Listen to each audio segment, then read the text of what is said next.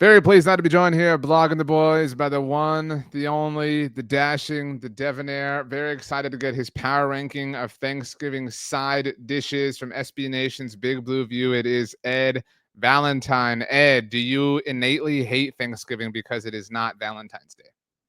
No, I love Thanksgiving because I get to eat and I just get to gorge myself, and nobody can stop me except for my stomach, which eventually stops me. I'm not as young as I used to be, and that's one of the things I can't pack away the volume that I could, once upon a time. Well, if it makes you feel better, none of us are as young as we used to be. Those are expressions like I hate the expression, Eddie's not getting any younger. Who is? Who, like, point me in the direction of the person who is. Saquon appears to be getting younger.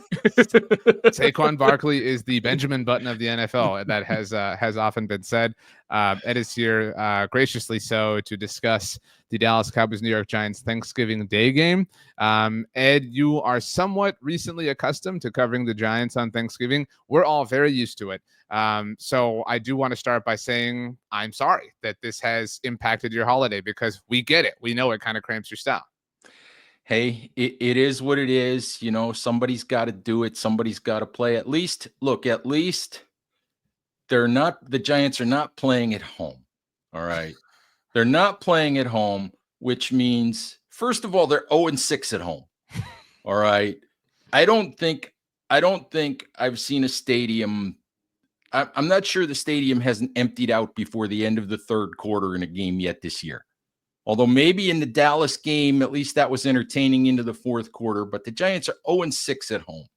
All right. So at least I get to stay home instead of having to drive 2.5 hours to get there, and watch the Giants go to 0-7 at home.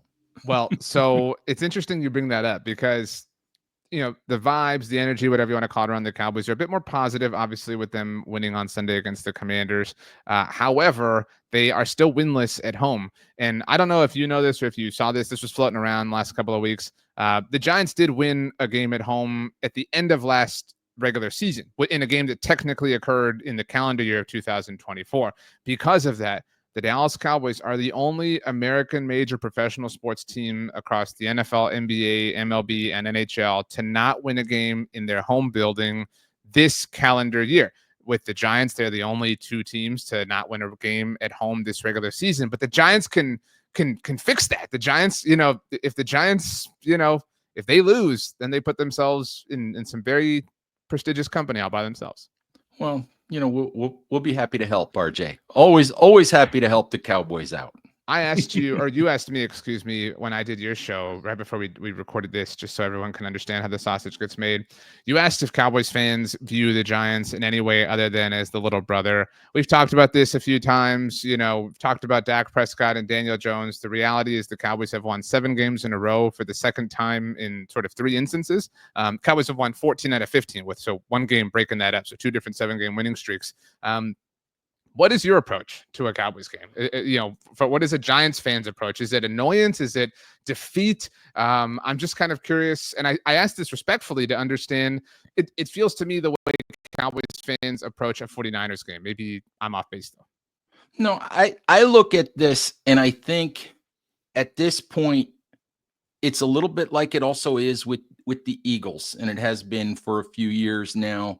We know that the Eagles this year are flying high, and the Giants and the Cowboys are not. But really, what it is it's aggravation, and it's a measuring stick, because it's different this year because the Commanders are the team that's up and the Cowboys are down. But for years, it's been Philly and Dallas at the top of the division, the Giants and Washington at the bottom of the division.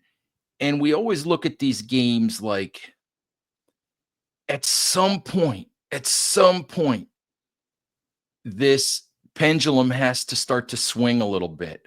And I've every year for the last 2 or 3 years, especially after the Giants made the playoffs in 2022. And I know I felt this way early in the year.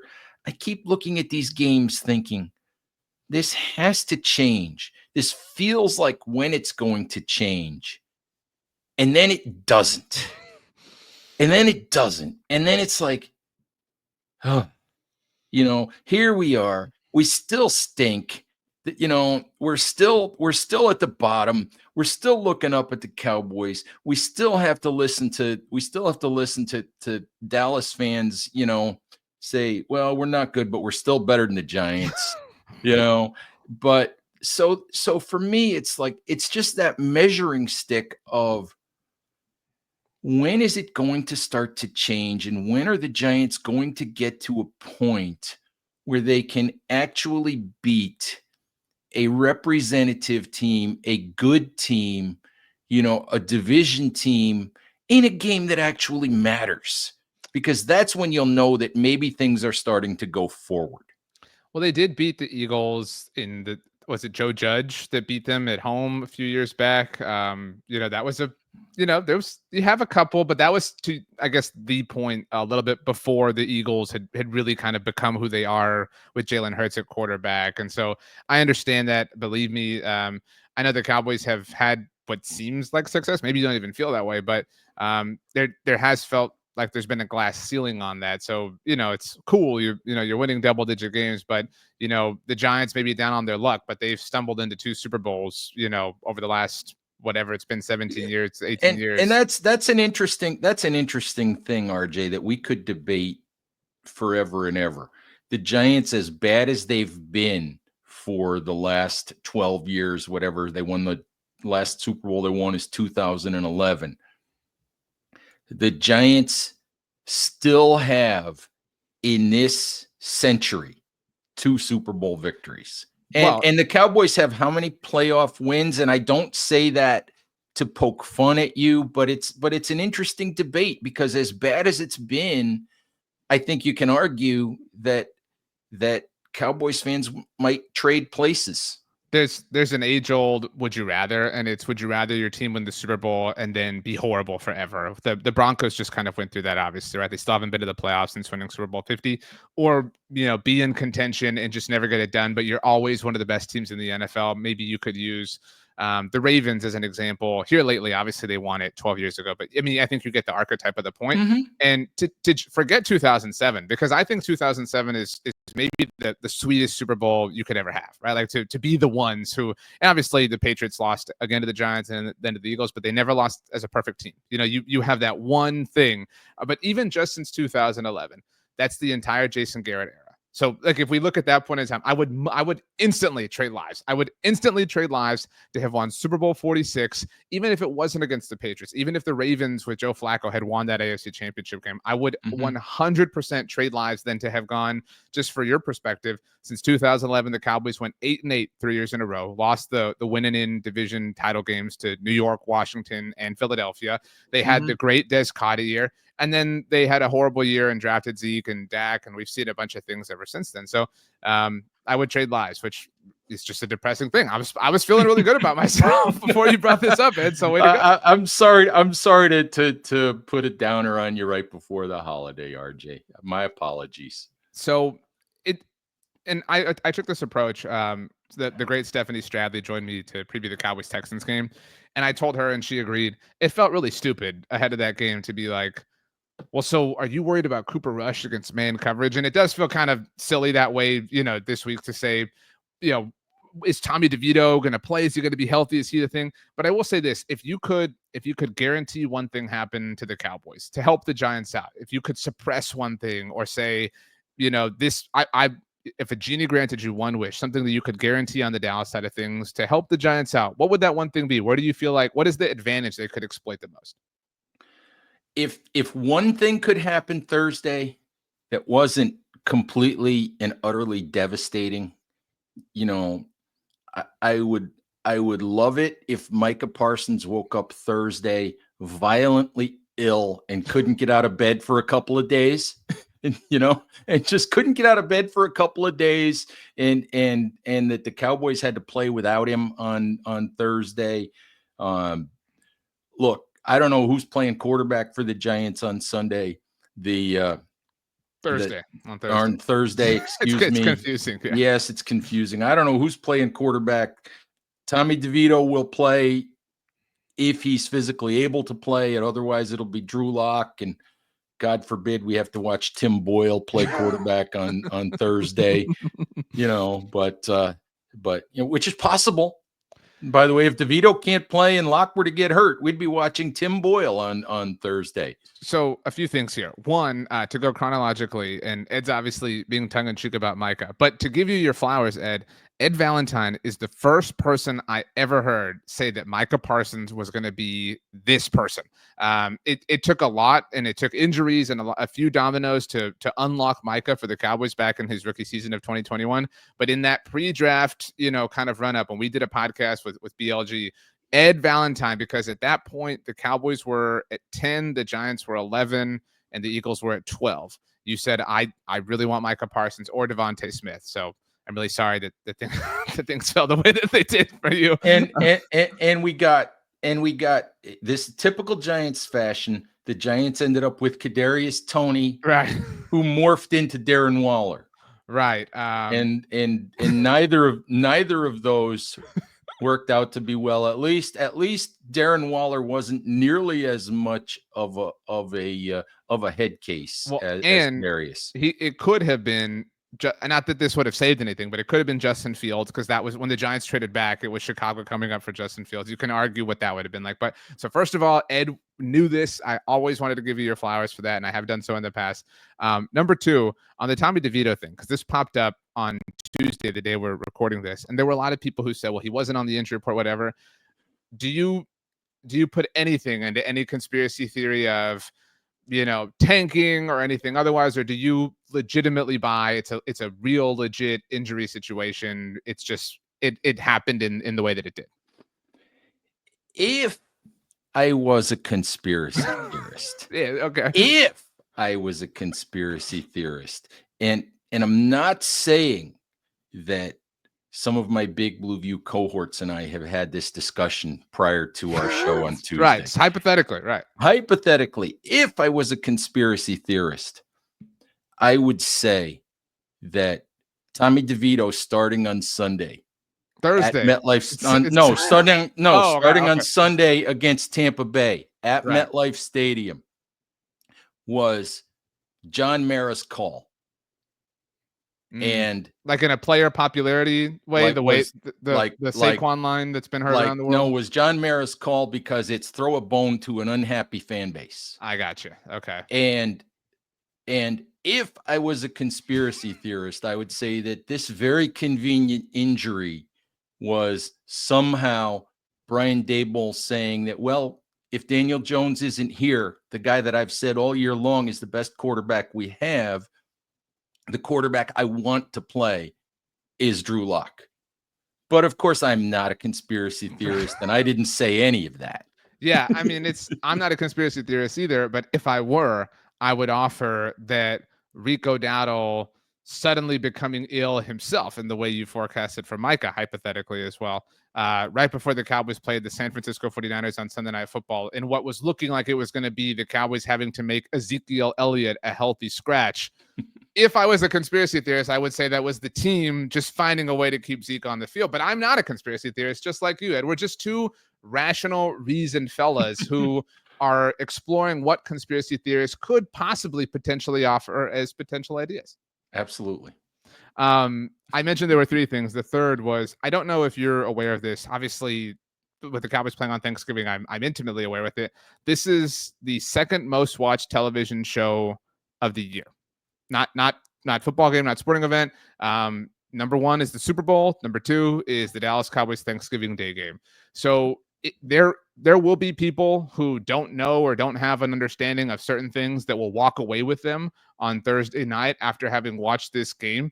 What are the things that we may not be aware of when it comes to the Giants that, we haven't heard, we haven't paid attention to, that have maybe slipped through the cracks that we will see unfold on Thursday afternoon?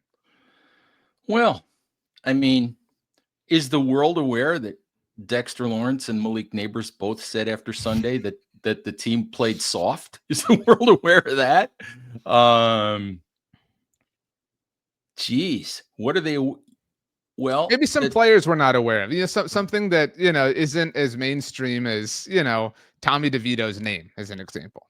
well, I will say this. I don't know if you guys are aware of quite how good Wan'Dale Robinson has been this That's a year. good call. Um, he has 61 catches this year, which is already a career high. I think he has 9 games this year where he has at least 5 receptions, which I think ties him with Jamar Chase for the most games with 5 or more catches this season. Of course, he's getting about 1.5 yards on each catch, but that has a lot to do with the Giants' offense itself. Wan'Dale Robinson's a good player. Tyler Nubin, rookie, is a really good rookie safety. Is a really good player. Entering Sunday's game against Tampa Bay, Pro Football Focus would tell you that rookie slot corner Drew Phillips, 3rd-round pick, was the best cornerback in the NFL by grade. So there are some young players, Malik Neighbors people know about, but there are some really good young players. Tyrone Tracy, right, running back, has been really good, and is headed for 1,000-yard rushing season, possibly. He's had bad fumbles the last 2 weeks, but the thing that I look at is there are some young players on this Giants roster who could and should, give Giants fans, some reason for optimism going forward. That's really well said. And I think all those are great calls. And those are the things we're looking for, right? Like these players that if they were to pop and have great games on Thursday, then you could say, well, Ed Valentine told me. So I knew this was going to happen. There is also one more thing I need to tell you. The New York Giants defensively do not believe in interceptions. They do not. They have won this year. The first week of the season, Darius Muasau, backup linebacker, in the 4th quarter of a blowout game, intercepted a tipped pass. I am not sure. The Giants don't have an interception since. They now have set an NFL record of 10 straight games without an interception. Tyler Nubin had his hands on a ball Sunday against Tampa Bay. He actually batted down a pass. I think that's the first time in about 6 games I've seen a Giants defensive back actually touch a football. So the Giants do not believe in interceptions. If one happens on Thursday against Cooper Rush, if one happens, we're going to have to seriously investigate whether Cooper Rush had money in the game. That's really good perspective. Okay, 3 last ones for you. Number one, maybe the answer to this is obvious, but this has been said and nobody would know like you. Do you think that the Giants, and I asked this seriously, regret the in off-season Hard Knocks? I mean, I can't imagine that they don't. Like it's only, and people say things like no team will ever agree to it again. I kind of agree with that, just because maybe the Giants are the extreme side of the spectrum in terms of things going wrong and blowing up in your face. But if you run that risk, why would anybody want to put themselves to that again? Look, I have never felt like the Giants looked as bad as some people say they looked. I have never felt like they looked completely incompetent in terms of their process. I think we learned that maybe it's not high level intrigue all the time, and sometimes it sounds like guys sitting around shooting the bull at the bar, right? In the way that these, and that I think that happens more often than we all think, but. Like the way the Brian Burns trade came about, like this casual comment that just turns into something real and legitimate. Yes, but the fact of the matter is, every major decision that they made in the offseason, Barkley letting Xavier McKinney go, it seems like every decision that they made. Now Brian Burns has been really good for them, but not drafting a quarterback, all of that is blowing up in their face. and it's hard for me to imagine that any team would really, having watched what the Giants did, why would you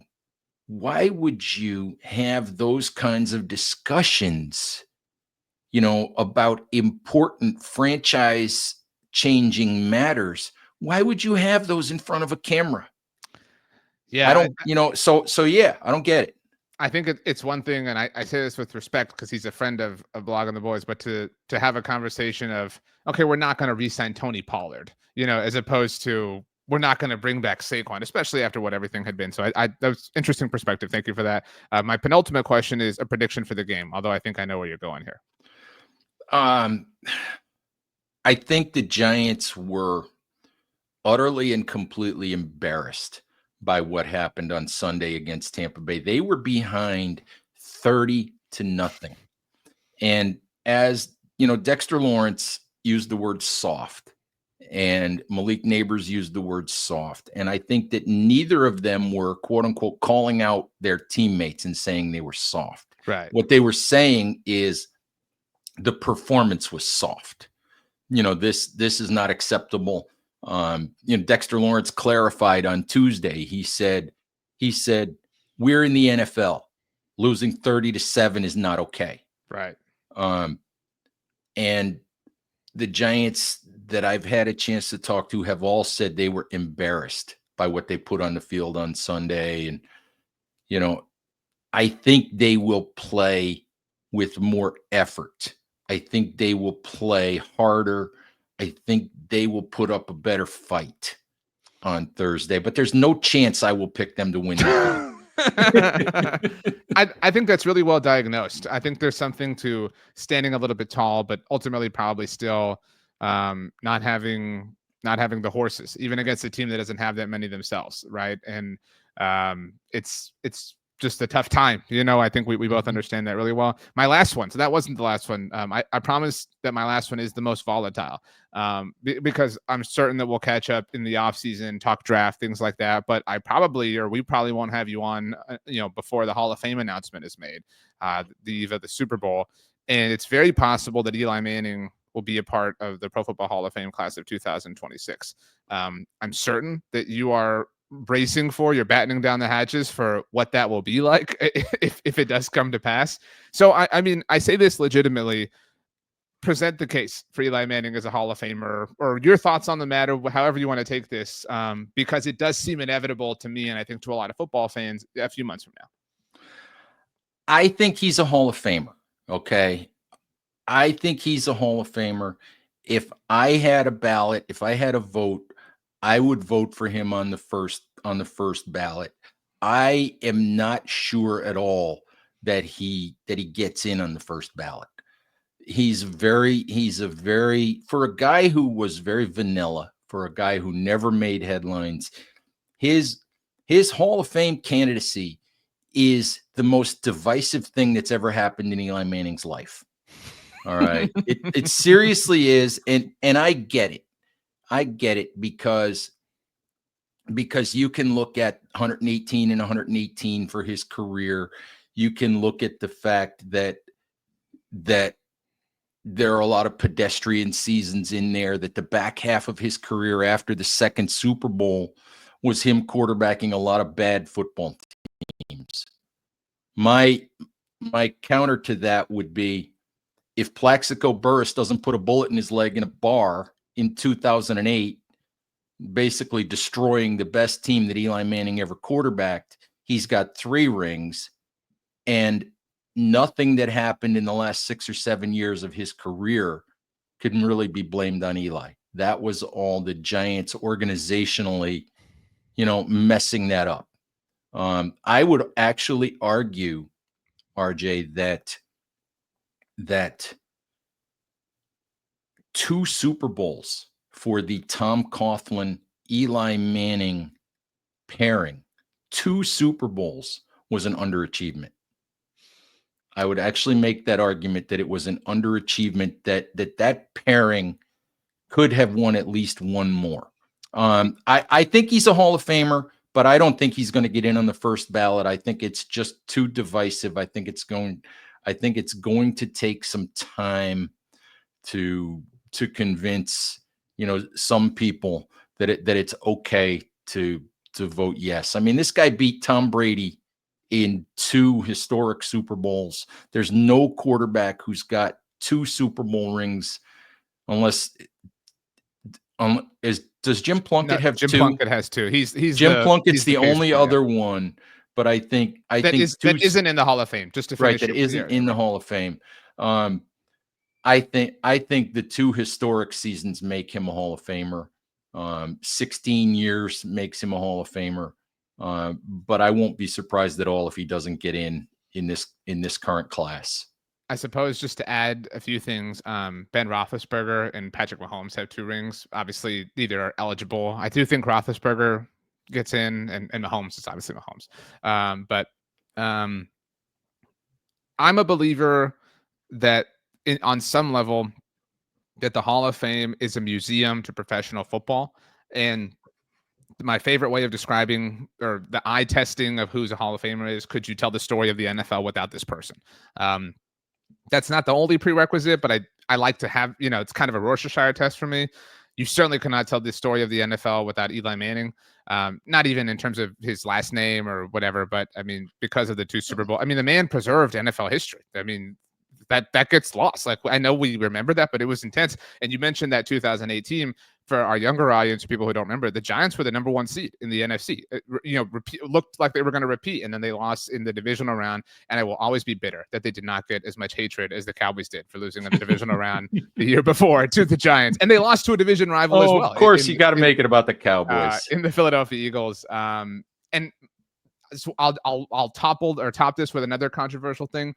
I think that's why I would put Julian Edelman in the Hall of Fame as a different kind of exit. Could you tell the story of the NFL without Julian Edelman? Things like that. So I have a certain box that I think some players kind of live in. I don't know if you find that to be offensive to Eli, but I'm kind of with you, because the Hall of Fame can be very political. And I don't think that they want this divisive spirit surrounding an enshrinement ceremony. And if Terrell Owens is not a first ballot Hall of Famer, then I'm sorry, Eli Manning is not a first ballot Hall of Famer. I'm with you. I think he gets in, but he probably does have to wait at least 1 round. Yeah, and like I said, I would vote for him, but again, I come from a different. I come at it a different way than than people who haven't watched the Giants specifically for so many years. But I will absolutely understand, if he doesn't get in. The Pro Football Hall of Fame and the Baseball Hall of Fame are so different. Mm-hmm. It's like in baseball, it's like everybody gets in.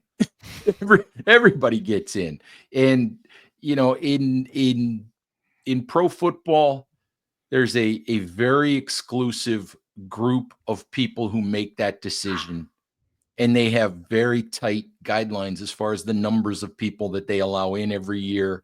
So it's a different deal. But I think he'll get in eventually, but maybe not the first year. It's funny that you said, for such a vanilla guy, that his, we assume inevitable Hall of Fame enshrinement will be highly controversial and highly divisive, and that his NFL career began in this divisive way with the Chargers and the trade and the refusal. Like, so you're talking about these highly polarizing, bookends to an otherwise plain Jane, vanilla, super boring, down the middle sort of career. It's really funny that it worked out. It is. It's crazy that those 2 things are the things that always get talked about with him. Okay, Ed, the actual last one, your ideal Thanksgiving plate has what on it? Just, we got to know. Oh, geez. Well, obviously we're talking turkey, we're talking mashed potatoes, we're talking stuffing. It's a fairly vanilla plate. It's the Eli Manning Thanksgiving plate. But it's got to include cranberry sauce. And I've got to be staring at pumpkin pie and apple pie for dessert. No pecan. Nope. No pecan pie. Nope. But it's a pretty vanilla. It's a pretty vanilla plate. Date bread, whatever, rolls. Throw the I'll whatever. We had Oh, good Lord. This is when I was dating my future wife. We went to my parents' house for Thanksgiving dinner. And God bless my mother's soul, but she sat there instead of passing the rolls around the table, RJ, she sat there tossing them to people. Like chucking Like them. like chucking them. Yeah, I was like, it's like, Mom, what are I you hope doing? I hope she had better accuracy than Eli. You know what I mean? Yeah, well, this that I got no comeback for that. I got no comeback for that. But yeah, it's a pretty vanilla plate as long as it's full, RJ. That's really a good perspective on life at large. Ed, thank you so much for the time as always. Best wishes, happy holidays, happy Thanksgiving, Merry Christmas to you and your family. Health, wealth, and happiness to you, my friend, except for like pure, unadulterated sports misery. You know how it goes. Of course. Thanks for having me, RJ.